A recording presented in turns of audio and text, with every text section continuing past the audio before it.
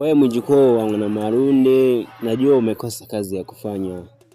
Kwa maana umeona kwamba uanze kufanya kiki kwa kisima ili uweze kuonekana. Sasa msanii, hivi nyewe wasanii waga mna tamaa gani? Yaani waga nawaonea huruma sana wasanii.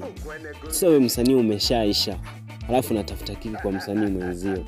Kwa nini wakati wewe ulikuwa upo kwenye game, mbona wenzio walikuwa hawakufanyii majungu, kutukana matusi mpaka kwa wazazi wako?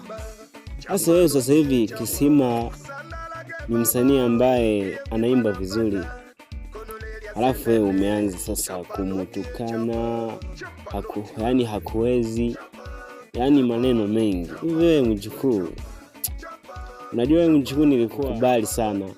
Ulikuwa ni msanii msafi, tena ulikuwa unaimba vizuri sana. Ila sema tu ulivyoanza kuimba majigambo nikatoweka, kwa sababu mtu anafanya vibaya, kwa nini umpongeze?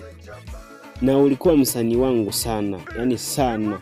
Ilikuwa sipiti nyimbo mpya za mjukuu, ila kwa sasa nimeshahama. Umeona?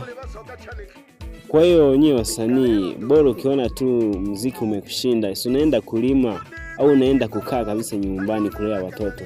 Maana muziki ni kitu cha kupita. Kwa hiyo wewe umeisha, afu unajilazimisha tu kwenda kufanya show. Kwa siku unaenda yani una dolo kama zote. Gari unadaiwa, madenso unadaiwa. Yani sio wasanii kudadeki sana.